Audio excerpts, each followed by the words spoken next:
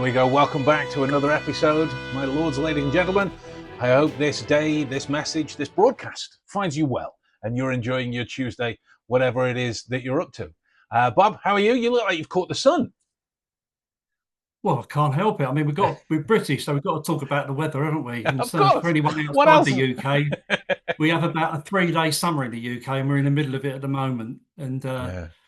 global warming doesn't exist. I can't say what the temperature is, but it's definitely highest that we've ever had for May. How about yourself? I think mostly that I've done with my day is just slowly perspire. I think Yeah, that's really the only success that I've had. yeah, But it's been yeah. a lovely tradition to get on board with. Why don't you set up the premise for our session today? Yeah, I will. Firstly, I'd like to say that thank you to the people who've commented and to me personally about last week's podcast with Pete, which seems to have gone down very well. Mm, So thanks to Pete for that, and maybe we'll have a 100%. repeat with him at some time. But tonight, I'm really pleased because we've got a very special guest from across the other side of the pond in that country which we don't name. Um, and it's good to have him here. So welcome, Mark. Thank you for having me. I'm glad to meet up and talk to both you and Ben. I look forward to the opportunity. Right, you might not say that at the end, so let's wait to the end, eh? Right, so put a bit of perspective to this. I wanted Mark to come on, and I've wanted for a while, and I didn't think he'd do it. And then I saw that he did a podcast with Zach Elwood, and if you haven't seen it, then it is really a must watch. It's called the People Who Read People podcast, and Zach is someone I admire anyway, but his interview with Mark was just astounding. Um, from my perspective, and I said this to Mark in an email recently, I think there's a certain synergy between us. We both have a Mm, background in law enforcement, and we both was in it long enough to have lived through lots of changes. One thing that I would disagree with Mark on is that I think that his changes that he's made to his practice is just part of evolution. It's not Mm, it's not anything other than that. It's that we can't go back to 1970 because it was a different time, and mm, now is a different time. We're much more informed now. Things like MFRI and all the what's I say? MRI and all of these things have given us much more understanding of how the brain works, and mhm. that is the foundation of the approach that I have. And I think probably thinking without having talked to you yet is something that you probably agree with. Um, the role that we had has changed, did change massively, collecting evidence to build cases, and this move away from dominating interviews based on we know what's happened and you Mm. don't, etc., etc., has gone now, thank God. And we're in a position now where, as my old professor at university, Eric Shepherd, used to say, it's more about building a persuasive case than getting a confession. Because if you go into an interview needing a confession, have you actually got a case? And so I would say that when we started, it was less formalized approach to investigative interviewing. But now we've come to this thing called the science-based practice. And that's not everything has to be science-based in my view, but it's good to have that basis of science to build on. So that's a bit of a long monologue, but what I would like to start with a question for you, Mark, is in this present day now, talking about now, not looking back, what would you say the importance now is of being able to forensically observe, quantify, and assess people's behaviour in a science-based interview? Is it over-egged or is it there? I it's I believe it's there. I believe it's different than the way, it's hard to not look back, Bob. I mean, you just spoke about that. It's hard not to because we spent time in that previous era where things were done differently. And so often I measure it against things I've done in the past versus now. But as of now, I think the ability to observe the total person is just as important, if not more important now, because I'm doing it through a different lens. Mm. I'm not doing it through the lens that makes me validate things that I had preconceived when I walked in the room, which is what we used to do. You're looking for that validation to support the premise or the hypothesis you'd come up with, and so that's what you were saying. I think now we need to go in with that mindset of curiosity. I say now all the time, curiosity over certainty every day is I want to be curious, and I want to be objectively curious where I don't have a preconceived notion as to what's going to happen. So if I have that in my mindset, then observing the person's behavior, both the verbal and nonverbal aspects of that behavior, becomes very important to shape where do I go next? Not what's my agenda, but what's their agenda and how am I going to meet that and move them in a direction? Does that kind of answer the question you're looking at there? Yeah, I believe so. What I think is that we have to accept that it's a high Mm. stakes interview. It's a Absolutely. high stakes situation.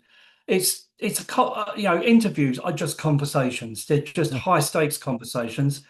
And in Mm. regards to persons who've been arrested or in police custody, it's a very hostile environment. And so we actually have to accept that there is a powerful person in that room, but it probably isn't us, because we've got to win that person over, It's true. Absolutely. because they are so defensive, because that's not just them being hostile, it is just a fundamental part of being human, is we Mm. we want to be seen and heard. And when you've taken everything away from someone and put them in, I don't know what the interview rooms are like in America, but in the UK, they're all battleship grey with no windows and doors, and you sit between them and the door. You cannot get a more hostile environment than that. Mm. And then we expect people to be what we would class as open and honest with us. And it wouldn't work. We wouldn't do it. Mm. So why would they do it? Mm. What's your take, Ben?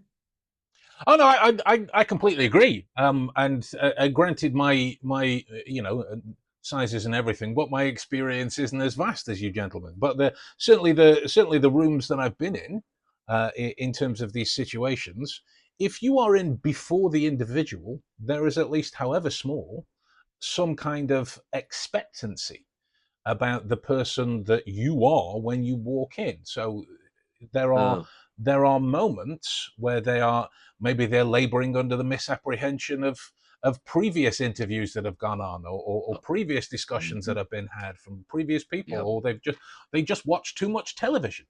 Either way, Mhm. in those particular circumstances, you are on the back foot.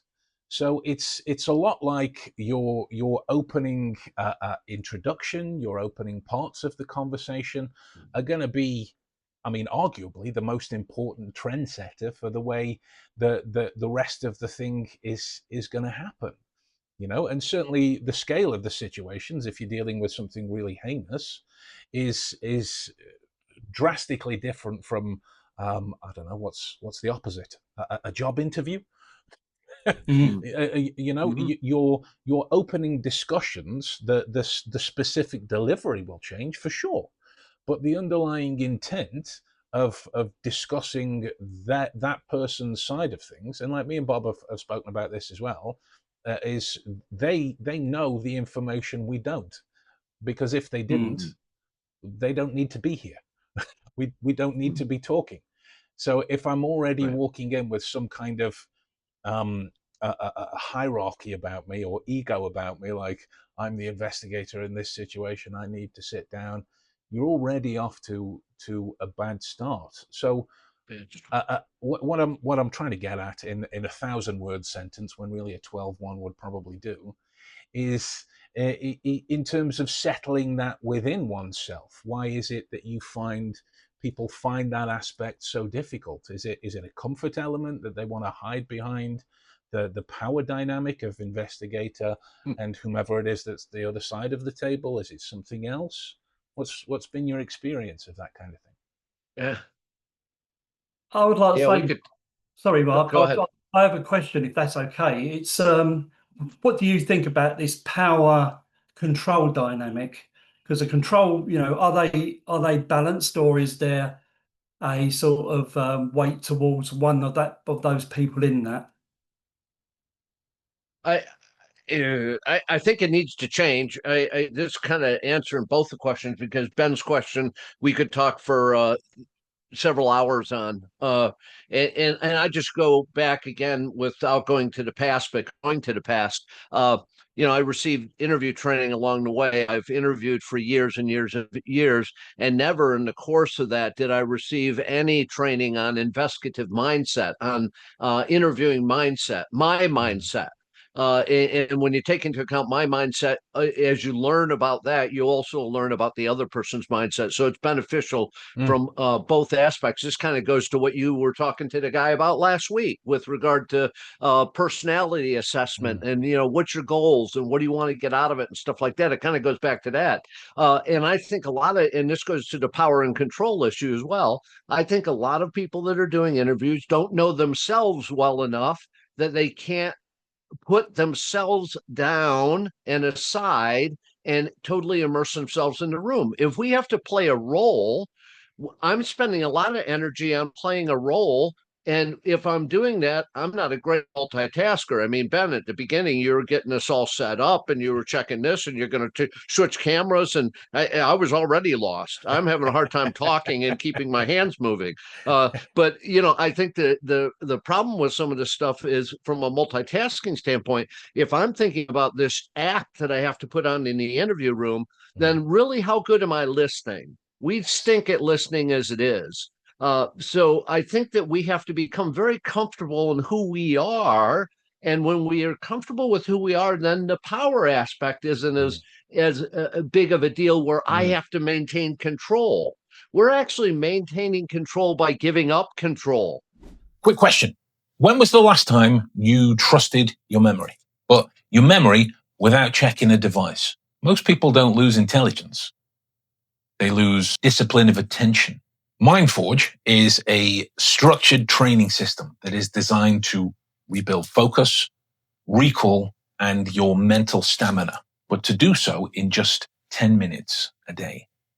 No productivity hacks, no dopamine tricks, no supplements you need to swallow, just cognitive conditioning. So if you want your mind to feel sharper within a week, omniscient-insights.com/mindforge, or right there. Train your mind like it matters. Is what we ultimately accomplish in the interview room. And I think we have to get comfortable doing that. And the only way we get comfortable doing that is practice doing it. So where do you practice? Well, you can't do it in the interview room all the time. Practice it everywhere else in your life, because this stuff that we're talking about, and I believe you guys talked about this last week as well, as I listened to it, is we're talking about it in a work environment. But frankly, if you apply this stuff across the board, you're going to have a much more satisfying life across the board. And when you talk about integrity, the more of that stuff that's consistent in all aspects of your life, you don't have to worry about it when you get into the interview room. So, my suggestion and always is practice this stuff everywhere. Practice this in how you relate to your children, how you relate to your significant other, and get comfortable with that where you don't have to play this role. I don't believe you can interview well if you are not well. Love that. Love that. And let me just take this opportunity before you go, Bob. We've got a few people tuning in live across the different platforms. If you guys tuning in have any questions at all about what it is that we're talking to, jump on the opportunity. And provided there's enough of them to get in during the time. Obviously, I can't ask them all, but if you guys get them in, then I shall ask them away. And just like that, as it goes, here we go. So the first one in comes from Said, who's watching from Turkey. He says, I was about to ask a question about that, if you take questions at the moment, so great minds think alike. How do you deal with your ego while talking to someone that you probably don't like or agree with, or someone that you find disturbing? Is that the daily practice that gives you that kind of control, or is it something else? That's a great question. Great question. I'm going to sit down and spend some time with myself before I go into any interview, and I kind of run through 5 or 6 different things that I want to check on myself. What's Mm. going on in my day? Who have I interacted with already? Mm. Why am I already ticked off and the day's just started? I want to go through that stuff and try to get that stuff in order before I get in the room. But you talked about this in the article you wrote, the system 1 and system 2 thinking. It's a constant process of trying to keep yourself in that game where you're not making those decisions up front and along the way. He asked about ego. I think we have to put our ego aside. Yeah, we're going to talk to people we don't like. Heck, I got people I don't like in my own family, and I have to talk to them. I mean, that's life. That's So life. I think and again, you know what helps with this? I go back to my answer I just gave you. The more we're aware of who we are as individuals and comfortable with ourselves, ego becomes much less of an issue. And frankly, I've interviewed a lot of people in the interview room that you would think I wouldn't like, and I actually like them more than some of the people I work with, because frankly, they stood for something, so they wouldn't fall for anything. And I've worked with people who will fall for anything because they don't stand for anything. I'd rather deal with that guy that's got beliefs, and I can deal with those beliefs, even if they're different than mine. Yeah. So I don't know. Do you think I answered that for Saeed all right? In spades. I, Thank you very much. Okay. yeah, I think you did, and I think it's also worth saying here that we all wear masks. Yeah. That's what we do in social Mm. situations. We all wear masks, and I was working in a sales capacity, training some people from a manufacturer here in the UK, and they said that they met someone at an event, and he was all friendly, but as soon as they met him at his business, he changed completely. And that's what you get in the interview room. You get someone putting on their interview face. Mm. Now, what people would do is, and this is where bias comes in, which Ben will probably talk about after this, if he wants to, is that what we tend to do is we then start to disbelieve that person and think that he's probably lying. But what we should really do is we should talk to the person who's presented in front of us, not from who we believe they are. And we do that by adjusting our behaviour. And Lawrence Allison, who wrote Orbit and Rapport, is very good at that. And he uses something similar to what I use, the circumplexed, Timothy Leary's circumplex. And people have got, in my opinion, have got certain positions that they can adopt in an interview. Look what they're trying to present as and mirror that. And that's the way. I don't, and this is something else which Ben will comment on, and maybe yourself as well, Mark. I don't believe you can get empathy all the time in an investigative interview. I think you can get is a commonality of perception where they understand you're not there to nail them to the wall, but that you are there to do a job, and you're there and understand that they are going to fight their position. And in that regard, it becomes almost like a negotiation where there is a middle ground where you can operate. But I think empathy, I've interviewed people, I couldn't get empathy with them if I tried. And I wouldn't want to, because you have to deal with that afterwards and spend years in psychotherapy. So I think what you can, a person-to-person conversation rather than, and that may be what we think of as empathy, but I think it's just an understanding that we're both there to do a job and we're both going to have our own point of view, but there is a middle ground that we can operate in. Ben? I mean, yeah, completely agree. I've spent a lot of time with that word, empathy, and I have my own thoughts on it, and it mostly comes down to, and maybe you gents will have some different views or some experiences, some stories to put to this, but it mostly comes down to the performative aspect around empathy. For me, a lot of people. Exactly. Yeah, 100%. What I need more from a situation is understanding. I don't have to feel what you feel. I don't have to experience it. All I have to do is understand it. There's the value of that position in certain circumstances, but then I rationally go, Well, if I'm in your shoes, as the basic understanding of empathy goes, if I'm in your shoes, I could make different decisions than you because I'm me and you're you. Whereas if I focus on the understanding aspect, the nature of agreement or disagreements doesn't have to enter into the fray. So my feelings, my morality, whatever you want to call it, is less likely to color the information that we're working with because I'm just looking to understand what it is that exists in front of me. You know, and in those positions, it certainly helps me to connect with those that I agree with, just as much as the ones that I don't, because of those two separate aspects, and we can have a great conversation either way on the backside of it. It's like those people nobly going, "I'm going to go out and practice my lie detection skills." You go, that's an A for effort, 100%. But you're entirely missing the point. if you're going out to practice this, love the enthusiasm, but you're already biasing how you're about to view the world because you've got this little thing hanging over your head about what you want to see and practice and get involved in, and all of these types of things. That's why we spoke about the type 1 and type 2 elements. But yeah, 100%. It's much more of a stable connection for me and somebody I've known for years versus me and somebody I've only met in the last few minutes. That if I understand, I'm going to be able to have a better conversation with them. You know, Mark, what are your opinions on that whole empathic nature? I think it's.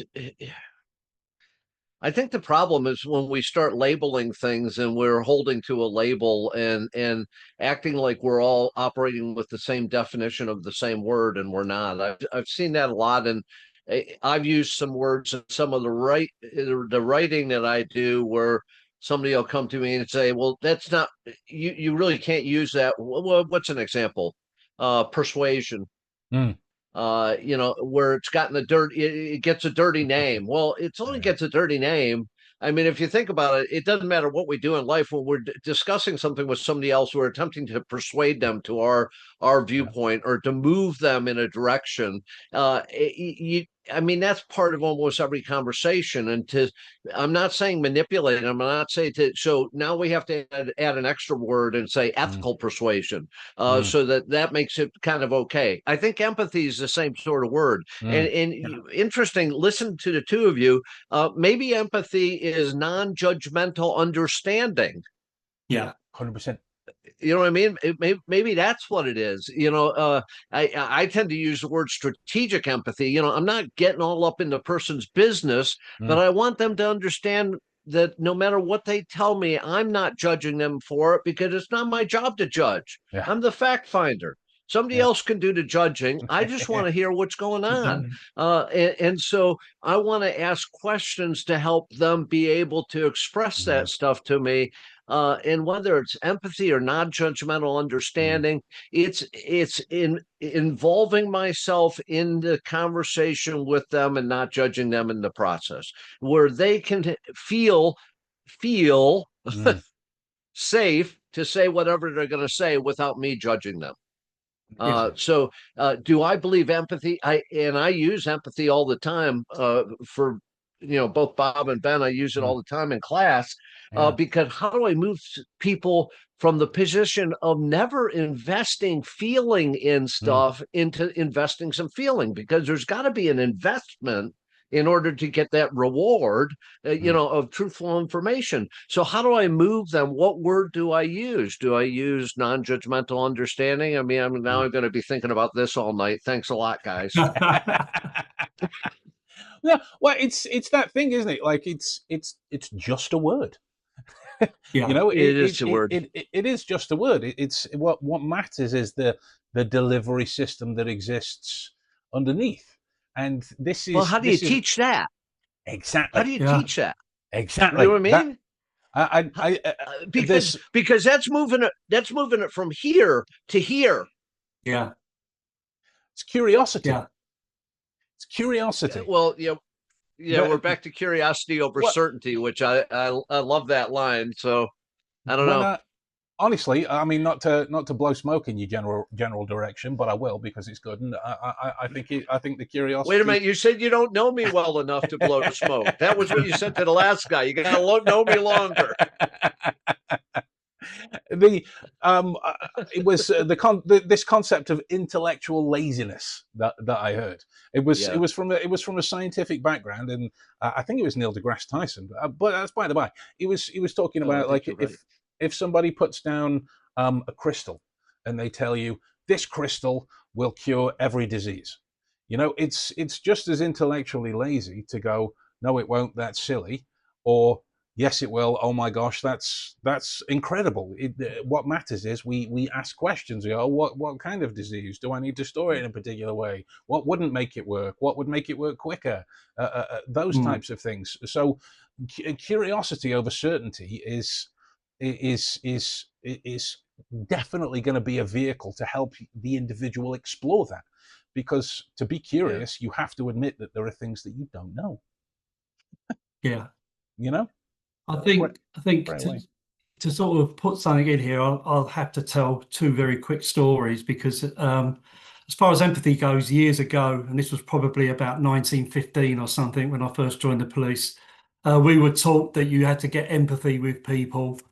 And I can remember very young interviewing a guy and going through all of the empathy thing.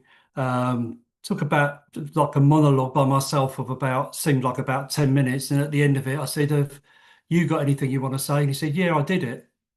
And I said, well, why didn't you tell me that? And he said, well, you never asked. And so you can get caught up in that.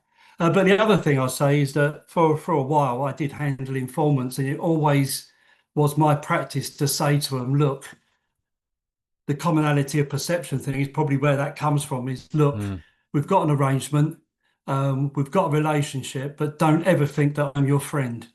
And I think you can still do business, and a lot of business, I would say, is done without that emotional attachment. Because a lot of people like that. And sometimes during investigative interviews where there is a big emotional involvement for that person, and they're looking to connect with you on that level so that you feel sorry for them or whatever. And that may work, it may not. But I would prefer to say that this is a professional relationship. I'm here to do a job. And that job would involve me listening to you because I want you to tell me what your perspective is on this. And I will listen to you. I won't judge you, I'll just listen to you. Intelligence doesn't guarantee influence. If you can't communicate and do so clearly, your ideas die in translation. Productive communications teaches you how to understand behavior, how to navigate tension, and how to create real clarity in conversation. No manipulation, no scripts, just behavioral insight applied correctly. So if you want fewer misunderstandings and more control in conversation, go to omniscient-insights.com/procoms or right here. But just be mindful that after that, I may have to ask you some difficult questions that you may find difficult to answer. The strategic use of evidence type approach. And I found that I didn't come across that till very late in my police career. That sort of came into prominence. And it worked really well because you're letting that person talk. They feel seen, heard, and understood. And they're more likely then to feel able to give you an account or to look at the deficiencies between their account and the evidence that you're putting up to them at that stage. And it seemed to work better. They either just say, well, I'm not going to talk anymore, but that doesn't matter because under English law, once they have spoken, that can be used in evidence as well. But it worked from all sorts of perspectives. And I think from my own thoughts, having used that more, I would say, in the private sector than in public sector, is that the interviews have ended more amicably than they may have done if it was more accusatory. Yeah. I'm do well. That was about 8 thoughts that went through my head at the same time. Then none of them came out. So is there something to be said then? I mean, it's usually taught within critical thinking classes. Dr. Richard Paul and beyond has these ideas around the 9 standards of all thought, which it kind of helps to resolve elements for understanding in a situation and curiosity and all the things that we're going through. So if you can resolve the ambiguity for the individual that might be showing its head as anxiety or fear for themselves, trying to protect themselves, trying to protect someone else, all of these things that you see within the interview room, that there is a strong motivation for us or whomever it is that's sitting on the other side of the metaphorical table to put forth as much clarity as they are capable of doing about the situation, either as early as possible or throughout, just as in the same way that Bob was like, we have this working relationship, but we're not friends. You know, there are some people that might revolt from that. There are some people that would lean in. You know, if somebody was that clear with me, I'd lean in. I love that kind of clarity, regardless of the attachment that's within it, because I know exactly where I stand. Then I know exactly how to talk to the individual. I know exactly how to meet them. I know exactly how they're going to meet me.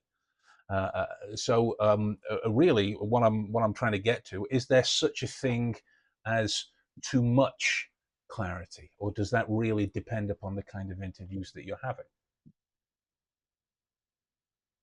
Mark? I think it's a case by case basis. It depends on who's in the room sitting across from you. No question about it. I think greater clarity, in most cases, if I'm going to generalize, a greater amount of clarity would be beneficial to the interview than not having it. I think that we don't historically do not have as much clarity as we should. We act like we have some top secret operation that we can't clue the other person in on, and most of it isn't top secret. I mean, I think there's things we can do. I mean, I start the interview by asking if they have any questions first, which is changes the whole dynamic because that's not what they expect.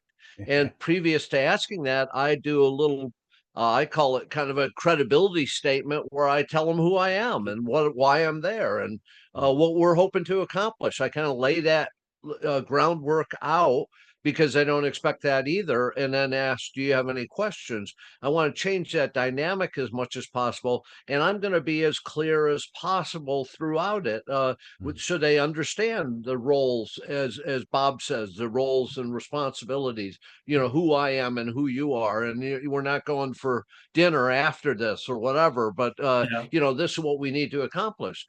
So I would say in most cases, I would encourage greater clarity because now we're back to the law of reciprocity. I share with you, it's more likely you'll share with me. But we sit there all stoic and want to hold our cards like we got these great cards, which we don't anyhow. They're probably all like 6s and 7s or something. I don't know. But we got these cards and we want to hold them tight. And it's kind of foolishness because it creates that thing where we're actually telling the other person, don't share. I'm not going to share with you either. So, I mean, that would be my answer. I would say greater clarity would win the day in almost any case. I can think of some exceptions where I'm going to hold things a little quieter, a little, you know, not as open. But 90% of the time, I think we should share more. And Bob, I don't know how you feel about that.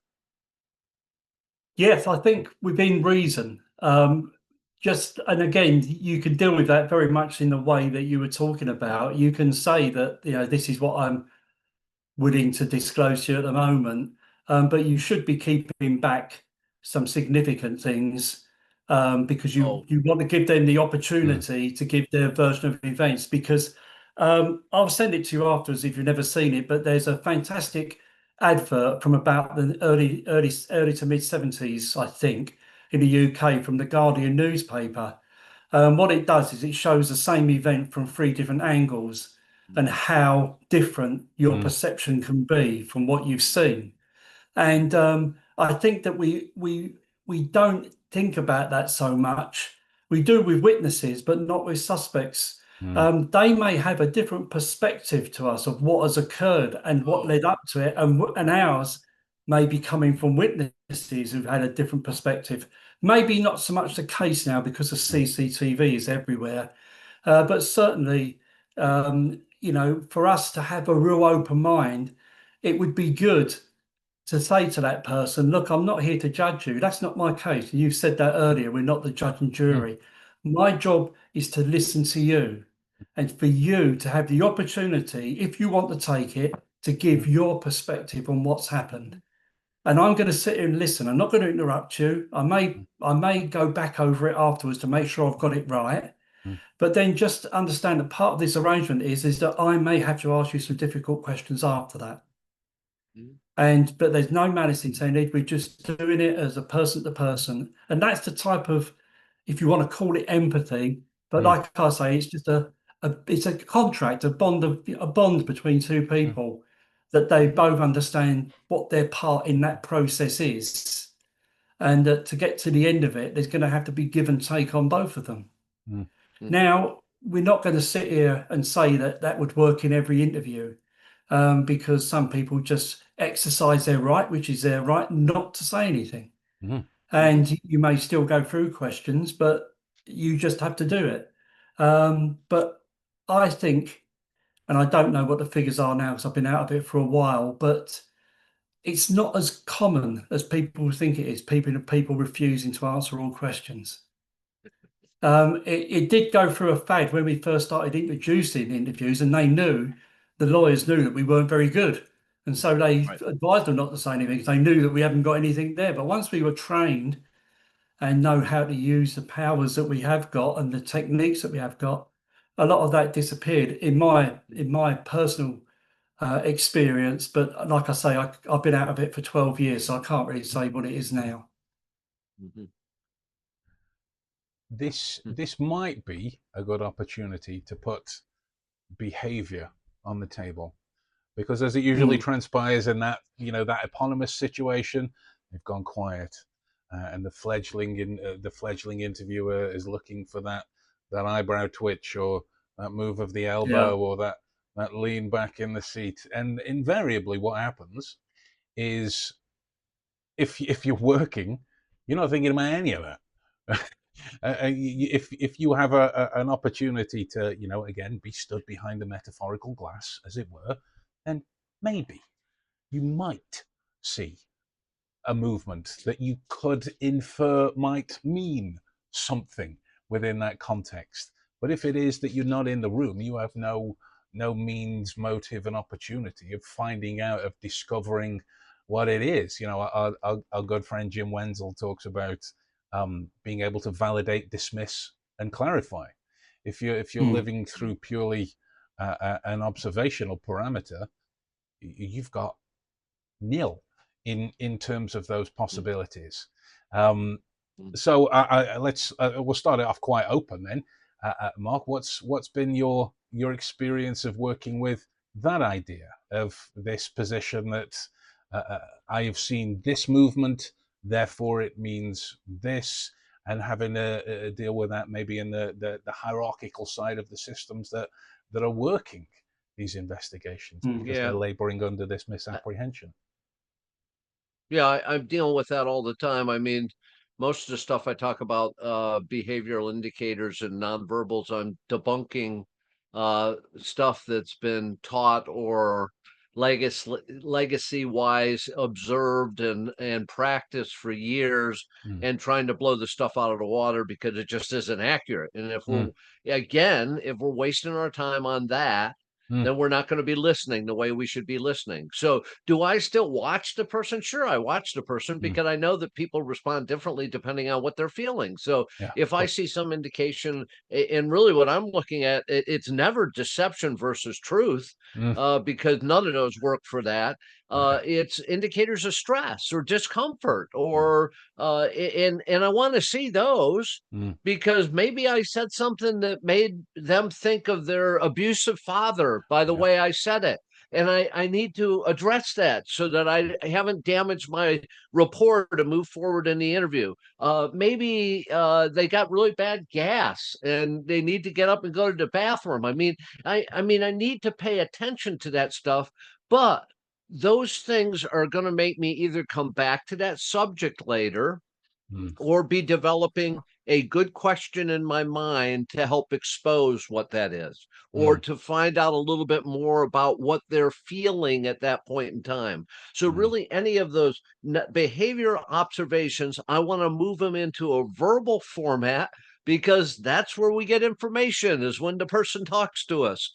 And I've had to change my thinking on that, where I'm not looking at it and saying, oh, look at them now. They, obviously what I thought must be right. So I'll continue along this path. I don't want to do that anymore. I want to see it. And I want to say, why are we where we are right now? And what do I need to ask about that? And again, that's where we need to be in that system two thinking, where I'm not making those deductions. I'm thinking, okay, how do I, now that I see that, how do I explode this? How do I make it bigger in order to pull the information out of it? And that's going to come from asking good questions. 100%. Yeah. 100%. You're not going to see the other frames otherwise, or the other possible interpretations otherwise. When Bob was talking about the different ways in that Guardian article, there was in my recency, there was a very almost infamous picture of Prince William stood facing photographers doing this, and everyone was like, oh, Prince William's giving them all the finger, but from the other side he was just doing this. And it was just a wonderful example of something that at least in my experience has definitely been compounded culturally, that we jump to this idea, and it feels nice because all our brains want to do is just ratify ambiguity. Thank you, brain.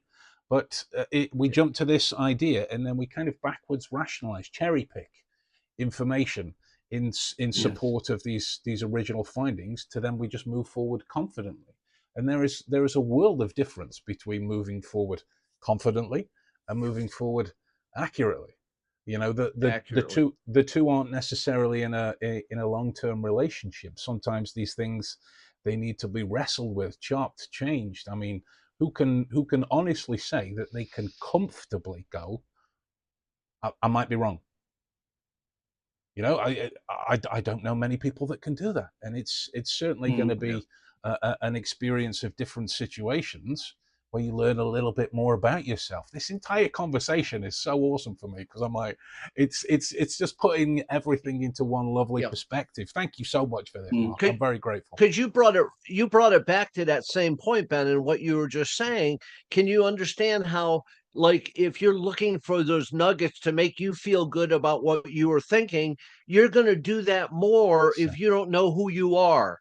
Absolutely. If you're not secure in who you are, you're going to do that more, and you're going to look for those opportunities to do that more because of that insecurity. Once you get that more of knowing who you are, you don't care whether the thing comes out and supports you or don't support you. What you care is what comes out. Is it the truth? Is it what this person is experiencing? Yes. And that's how they're so interconnected, that you can't teach the interviewing side if you don't teach the mindset side. 100%.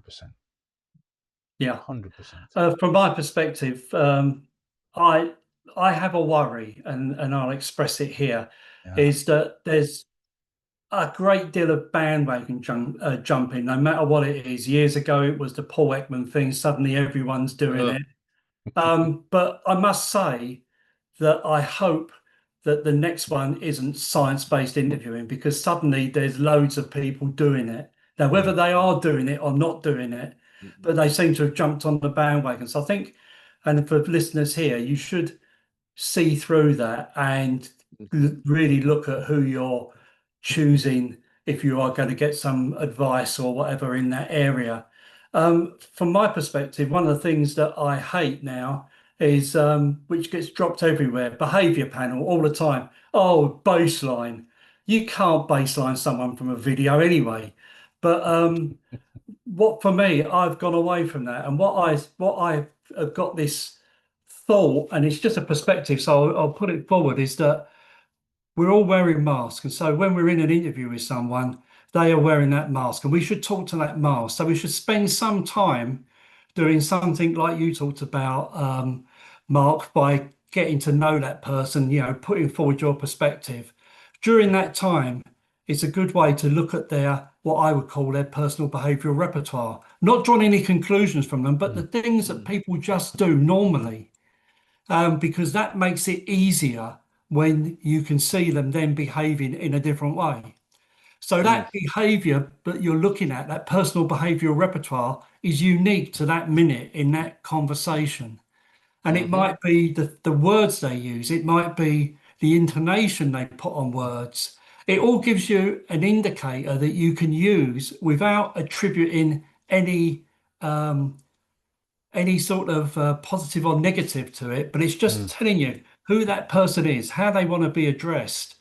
And then if you do that, what I have found when you're doing that with people, after about 3 or 5 minutes, you sort of get in sync with that. And so you're not really watching as intently as you probably would need to, but you can see the changes because you are speaking from that perspective yourself. And so that's this alignment that I talk about, that commonality that you've got with them. And for me, it's just a variation on it, and maybe just its words, but it is a different way of quantifying behavior that you see during an interview. It's because you attune to that person, you tune into it, you start to, because that's what we do, you unconsciously mirror, whether it's just in the words you're using, the person you're with. Because I think it's something like 20 to 30% of our behavior is taken from the person we're talking to. And then the old-fashioned investigative interview is saying, well, why are they getting stroppy with me? Well, you're getting stroppy with you because you're getting stroppy with them. And it's a self-fulfilling prophecy. And that's just my perspective. And it's what I do. And the feedback I get from people saying that, I'm not saying it's like a great new thing, but it certainly seems to, talking to the mask, talking to who that person wants to be seen as that day, and treating them with the respect that they can be that person, and that is their right to behave like that, does seem to get people a little bit more aligned, break down a few barriers. Well, at the end of the day, they've chosen to put that mask on. Right? Yeah. It would seem like a fruitless endeavor not to talk to it. Now, Mark, as we're coming to the end of our festivities for the evening, we have a kind of unwritten tradition that we approach for a Jerry Springer's final thoughts esque type of scenario. So if I might push you for yours on the scope of interviewing, investigative, ethical, scientific, or otherwise, in terms of some of the prime movers that you would like more people to be aware of when it comes to this type of thing. Yeah. I appreciate that opportunity. One of the best things in the world is getting together with people like yourselves, where we can talk to, because I've written some notes to myself. There's some things I need to think about tonight, as I look at this and take a look and see if there's some science that supports certain aspects of it. You seem very well read, so you even said a couple that I need to check out as well. I get together with a professor every month that's criminal psychology professor, and we just throw stuff around. I think we got to get out of our own silos, because the business we're in, and Bob, you can say whether you agree with this or not, the business I was in for years, I operated in a silo. I did my investigations, I did my interviews, and I had very little input into that. So this concept, and I'm writing on this now, the concept of red teaming for interviewing, where we're getting together with other people and getting those other dynamics involved. So if we got some of those biases that are itching at the back of our head that we can't keep in line, maybe that other person on my team will say, yo, you got to get that in line, so I think some of these things are good. So I'm trying to practice that and talking to people like yourself and the professor and other people that do this work. And this goes to what Bob just said. If you're looking for this type of training of science-based interviewing, if you're looking to change the dynamic of how you've done interviews before, spend the time, and I believe, Ben, it was you that said have the is it intellectual integrity? Is that what it was? You're talking about that guy's work? Intellectual laziness. Yeah, don't have intellectual laziness. Have intellectual integrity to search out where you're getting this information, because there are always people that will use terms and a popular item out there because they want to make money. There's always people driven by money, and that seems to interfere with the ethics of the situation. Make sure you're dealing with people that are actually dealing with the science. Do I fail sometimes? Yeah, I probably fail sometimes. I say in class, I get asked questions in class now, and more often than ever, I look at the people and I say, I don't have an answer for that, but I'll get an answer and I'll get back to you tomorrow, because I don't want to pull it off of my legacy shelf. I want to pull it off of the science shelf. And if I'm struggling with that transition, then I don't want to give the wrong answer. So I have no problem saying I don't know. And if we get comfortable with who we are, we don't have any problem saying I don't know, but I bet we can find out if we look. So my last words apparently is if you're looking to get some of this training, because it'll make a difference in every area of your life. How we ask questions, how we relate to others, how we are present with others. How many of us wish there were more people that were present with us? Not there, they were present. So if you want some of that stuff, look around. There's plenty of good people out there. I talk to them every day. If I can help in any way, I'm sure there's going to be ways for you to get hold of me. Reach out. I have a huge operation here, so I'll get back to you as soon as I can, because there's nobody here. But I'm glad to help you in any way you can if it makes a difference in your life. So that would be my last words. Legendary they are as well. Thank you, sir. Bob, how about yours? I just think it's really gratifying. I can remember going to, and I think it's the IIIRG, International Investigative Interviewing Group conference in Canada, way before the pandemic, maybe 2016, 2015, to be met with great hostility from American audience about the peace model.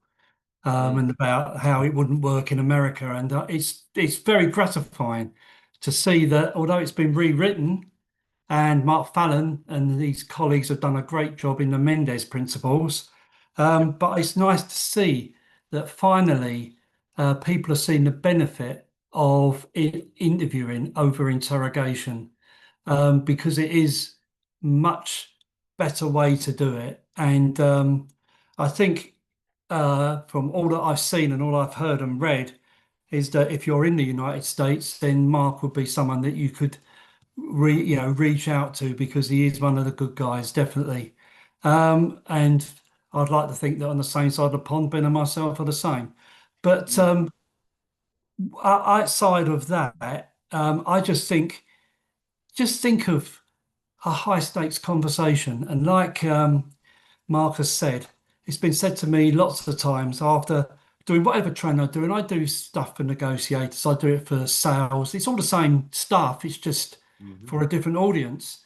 And that people often say to me, this is life skills.